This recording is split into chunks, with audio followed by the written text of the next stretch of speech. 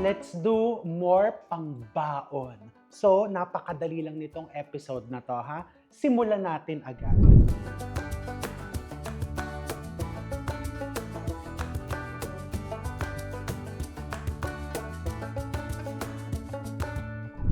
So, first, let's make the easiest pork tapa. Bakit pork yung ginagamit ko? Dahil syempre, mahal ang beef, di ba? Mas mura-mura ang pork. You can also use chicken if you want. Chicken thigh fillet or chicken breast.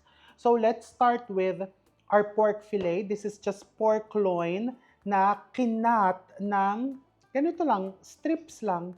Maninipis na strips. Okay?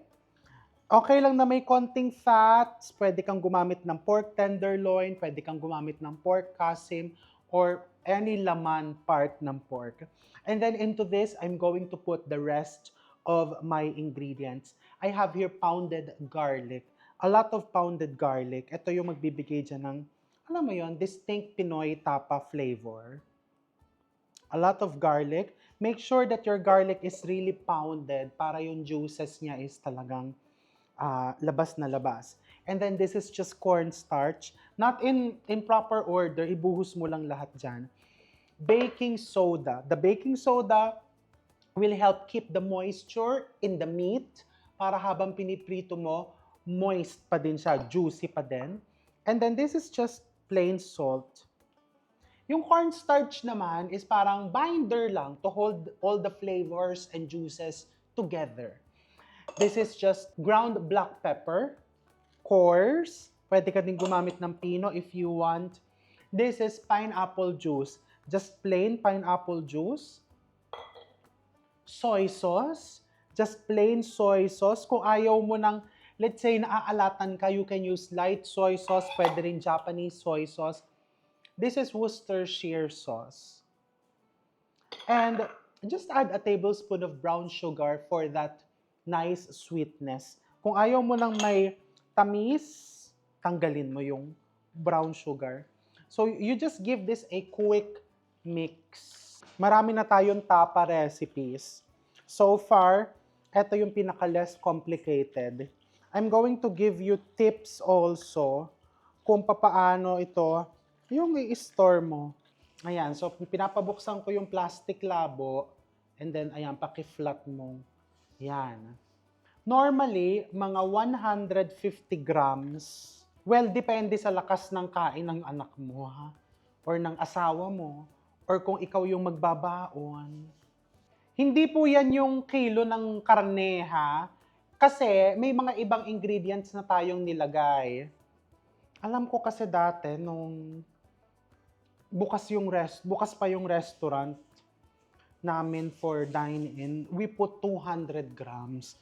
Kasi 'di ba, ang mga customers, para mga bisita natin yan eh, we welcome them. They want to feel at home. Ang mga bisita ba, bibitinin mo? So, kailangan busog na busog. Okay, so ganito gagawin mo dito. Kaya po, ito yung ginagamit kong plastic. Kasi po, ito yung mura. Okay, bakit natin ginaganito? Ipapaliwanag ko sa inyo. Bakit hindi mo na lang ibuhol na ganon? Kasi, pag finreezer mo po ito, pinasok mo sa freezer, pag mas manipis yung pagkakapak mo sa tapa mo or whatever frozen product, karne, ang meron ka, mga giniling, ilabas mo lang yan dyan na ganyan or ito mo sa ref, pantay po yung pagtoto niya. Ganun lang po kasimple yon. So, yung effort na in-exert mo ngayon ditong pagpa-flat niyan, sulit naman po yan mamaya. Sulit yan kasi yung time ng pagde-defrost nababawasan din. And then, ipila mo lang na ganyan. Now, you have the choice kung gusto mong itupi lang. What I'll do is, ibubuhol ko lang siya ng yung buhol na mabilis buksan.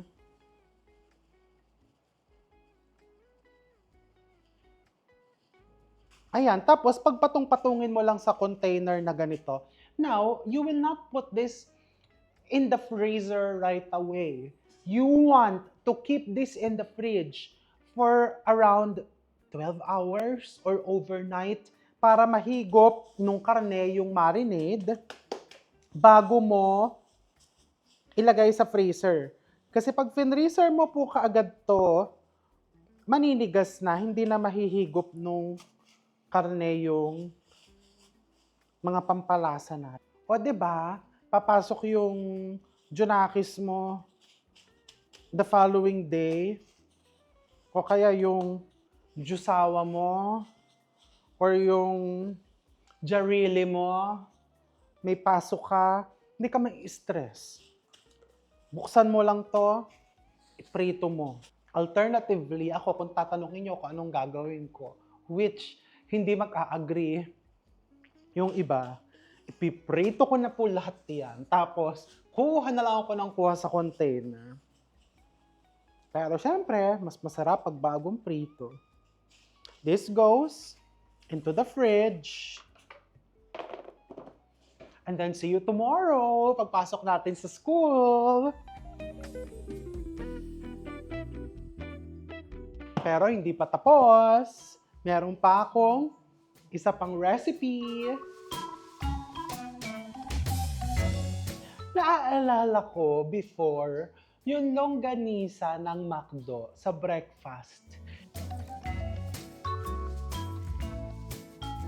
Dati nung bata ako, ewan ko ha kung ganun kalaki yung difference ngayon, flat siya na mahaba. Oo, flat na mahaba and very peppery. So naisip ko, kapag pambaon, di ba, mas mabilis i-defrost if yung longganisa mo is parang nakapati. And hindi lang mabilis i-defrost, mas mabilis lutuin. So let's cook longganisa patties. Ito, i-recycle ko yung bowl. I have here 1 kilo of ground pork with some fats. If you want it lean, go ahead. And you just put the rest of the ingredients. Brown sugar. This is minced garlic. Finely minced garlic. Pwede ka din gumamit ng pounded if you like. This is just flour. Atsuete powder. Para naman may konting kulay yung longganisa mo. Salt. This is just fine salt. Black pepper. Pero dadagdagan ko pa ng black pepper. Kasi gusto ko sa longganisa, peppery.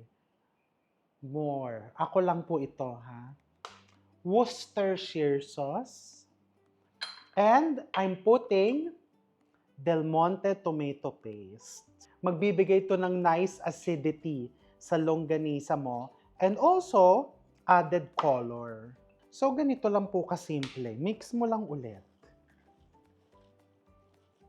So yung nilagay ko pala kanina is liquid seasoning. Nor liquid seasoning, hindi Worcestershire sauce.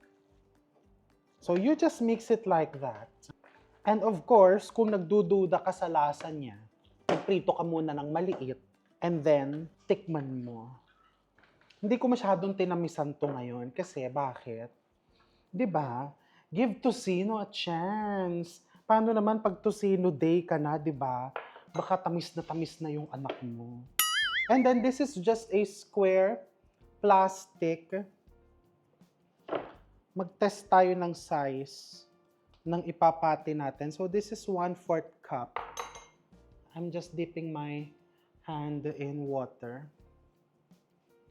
Normally kasi may nabibili, 'di ba, yung pangpati. Wala ako eh. Hindi pala ako nakabili. So what I'm doing is nag-improvise ako. This one is humingi ako ng pambalot namin ng cookies. Then i-press mo lang na ganyan. O, 'di ba? Isn't it bongga? Okay lang naman pong hindi pantay-pantay kasi para mukhang homemade. Pag kasi pantay na pantay, baka na parang binili mo, sabihin. Lagi ko na lang iniisip ang sasabihin ng kaklase, no? Well, these recipes are not just for your pambaon. You can also sell this in your business. Pero syempre, ito po ay preservative-free. Kasi pambahay lang po tayo. Ayan, so itutuloy ko. Alam mo, naisip ko dito, dami ko talagang sinasabi, no? Pag kasi kaharap ko pagkain ko, ano-ano naiisip ko. Naisip ko dito, pwede mo tong gawing chori burger. Di ba? Yung sa Boracay, yung patty siya, but it's actually longganisa or chorizo flavor. Lagyan mo na lang ng paprika. Kasi if you put paprika, this will give it that nice, parang chorizo, hint of spice. Ayan, sige, magpapati na ako dito, ha?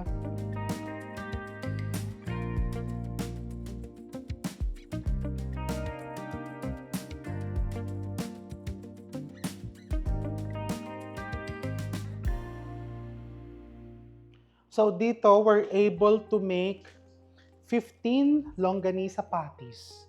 So pwede na yan pang almusal, pang baon, i-freezer mo, pambenta. Ire-ref ko muna saglit.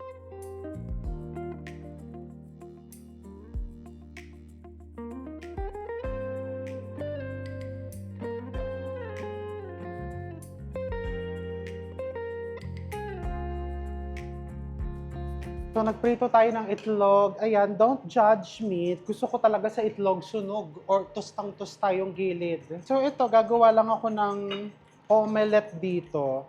Just to give you an idea, para pag nilagay mo sa baunan, medyo iba-iba naman yung tsura niya. A little bit of butter. And then this one is just eggs. And then this is condensed milk. Naka-tetra pack po kasi ito. Sinalin lang na ganun. And then, pag nagluto ka dito, pa-konti-konti ang lagay. Kasi yung, iaano mo siya, man tawag doon. Hindi ko alam ang tawag. Basta, napapanood ko lang sa Japan. Hindi po ako expert ng paggawa nito, ha. So, yung iniikot nilang pag ganon. Feeling ko dapat papunta doon sa side na yon. Ako, ginaganyan-ganyan lang nila eh. Ay! Sa pambaliktad. Pwede pa natin maitupi yan na ganon. Ayan, dapat ganon ang itsura. Almost ganon. Isa pa, pag may pangalawang, alam mo yon, may second chance. Kasi dapat po, dikit-dikit po sila. Kasi, naiilagay nga yan sa stick eh. May ilagay mo sa stick. Feeling ko na parami yung lagay ko kanina. Sabihin nyo, ano ba yan? Pinapahirapan kami. Actually, dito sa parting ito, kailangan ko pang pag-practicean to. Ayan. Kasi kailangan siya yung parang maging square. Tapos, tinutusok po nila ng barbecue stick, kakainin mo sa kalsada. Or parang ito din yung nilalagay din sa sushi, di ba? Pag pinapanood ko to sa TikTok, parang andali. Di ba? Yung nilalagyan pa nila ng egg yolk sa gitna. Pero kasi kailangan yan, magpa-practice ka ng magpa-practice. O di ba? Ito yung una. Ito yung pangalawa. O di ba? Tingnan natin sa pangatlo. Baka mag-unsubscribe na kayo. Sasabihin, ano ba yan? Well, alam mo, this is also for fun. Hindi naman lahat ng bagay ay, 'di ba? Alam na natin gawin agad. Hindi tayo magi-give up. O 'di ba? Nag-improve na 'to, oh. Improve. Tignan mo naman ang itsura nitong una. Pero dahil ito ay pambaon, kailangan lutong-luto. Lulutuin ko talaga yung egg para less cross-contamination. Okay, ano ba to? Naging omelette 101 na tayo. Okay. Improve, di ba? Ito yung unang ginawa natin. Ito yung pangalawa. And sumakses tayo sa pangatlo. Now, iprito na natin yung ating mga tapa. Meron ako ditong griddle. Lalagyan ko lang ng konting oil. I'm going to cook the longganisa patties here. And then here, I'm going to cook the tapa.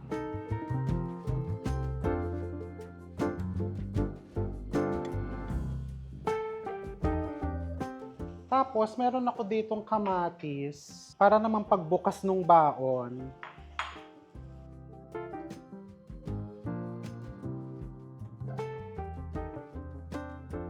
And then the tapa. When you cook the tapa, high flame, para magkaroon ng temperature shock, mag-keep yung juices. And then this one, if you can recycle this, pwede mong i-recycle yan. Pagkalagay mo dyan, wag mo munang galawin. Iwan mo lang na ganyan. Nakakatuwa, di ba?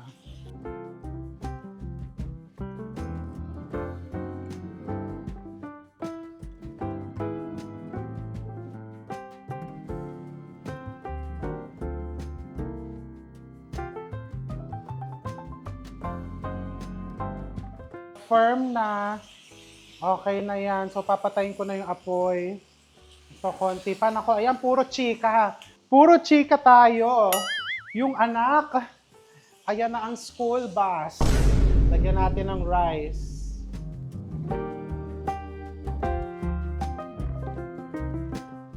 Tama na ba to? Tama na ba tong gantong kadaming kanin? Di ba? Ganyan din ba sa umaga? Yung di ka na mapakali. Di ba? Okay. Tapos, since this is 4 eggs, lagay ka lang ng, ayan, isa. Lagay ka ng isa dyan. O, diba? Ayan, lagyan mo dyan ng tomatoes. Oy, sabihan mo yung anak mo, ha? Kainin niya yung tomato. Ngayon, ilang longganisa pa, diba? Nakakain ng bata. Teka, hindi ako happy dito sa plating ko. Parang gusto kong hiwain to para may height. Alam mo, sa ginagawa natin, ipapatawag na tayo ng teacher kasi na-late na yung anak mo. Dahil, pinapabongga mo pa yung plating. Gusto kong hiwain to para may height. Niwa ko siya sa 3. Nasunog na yung tapa ko doon. Okay, di ba? Yeah, 1. Tapos, anuhan mo ng 2. Sandwich mo yung kamatis. Diyan. Pwede mo lagyan ng garlic. If you want. Okay, ayan. As a competitive tagagawa ng baon, inayos ko po siya. Ayan, pinabongga kong ganyan. Now, yung isa kong pagbabaunin, ayan, yung tapa niya ay medyo mukhang natusta. Lagyan mo ng konting mantika. Oh. Now, i-plate natin yung tapa. Rice. Lagyan mo ng fried egg on the side. So, ito yung mga tipong parang rice topping ang peg. Tapos, itulak mo yung tapa doon sa kanin. Wow. And you just put some toasted garlic on top of the tapa. Diba? Hindi pa dyan natatapos, may isa pa tayong baon idea.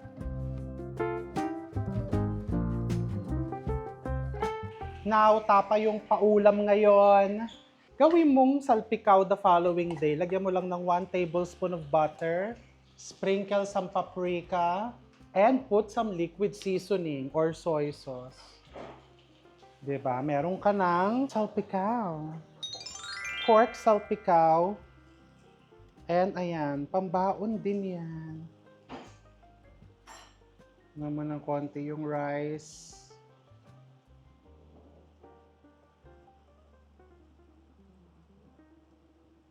Spring onions. Huwag mo nang lagyan ng itlog tong pork salpikaw. And a little bit of toasted garlic. O, di ba? Yung tapa mo naging salpikaw. For our last baon idea, gumawa tayo ng arroz a la cubana pero fried rice na. Nagpa-survey kasi ko. Sabi ko, ano ba yung mga kung ikaw yung magbabaon or kung ikaw ang magluluto ng baon, ano yung mga madadaling recipes? So, isa to sa mga lumabas sa survey. So, magprito muna tayo ng saba banana. Dito na din, same pan.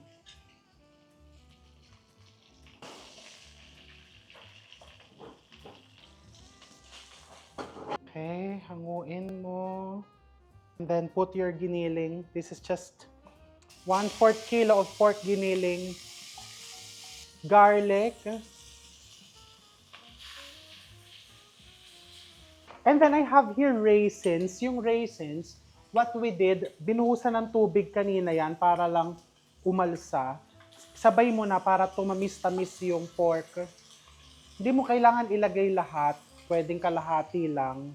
Oyster sauce.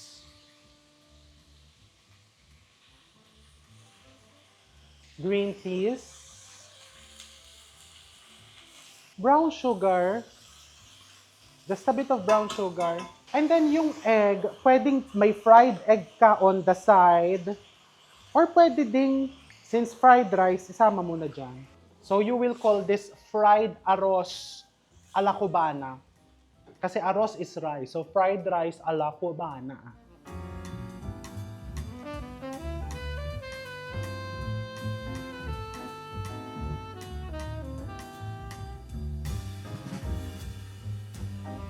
Ayan, make sure ha na talagang fried na fried ang iyong fried rice para iwas panis. Let's plate. My God, napagod ako kung ganyan kadami pala ang pinagbabaon mo. O kaya, mali pala. Kung ganyan kadami din lang ipagbabaon ko, Day, tatayo na lang ako ng kantin. Pasensya na po ha, wala na po kaming mga lunch box dito sa bahay na to. So, bahala na po kayong mag-improvise ng... Ako pala ang nag-improvise. Bahala na po kayong pagtsagaan ng mga in-improvise ko.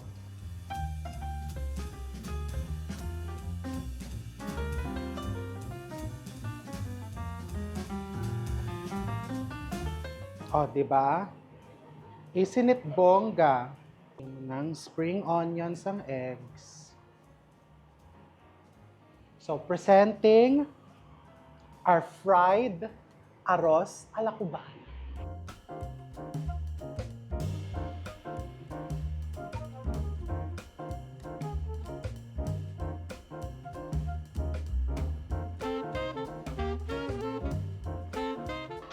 Okay. Tikman na natin ang mga baon. I'll start with the longganisa patty. Ang sarap.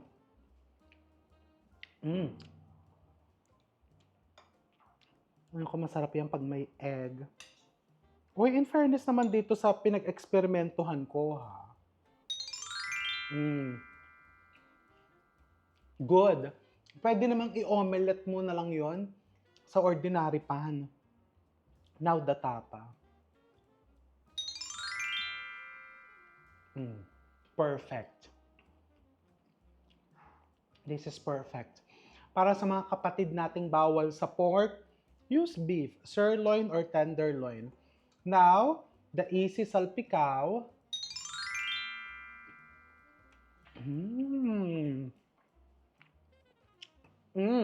Mas type ko to. So, ito muna ipabaon mo sa Tuesday.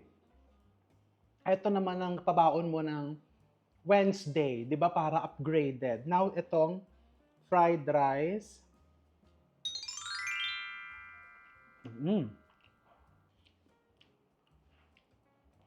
Restaurant quality. Di ba, bongga, yung pang Friday, bahala ka na ha, madami na tayong videos. I'm going to see you all soon.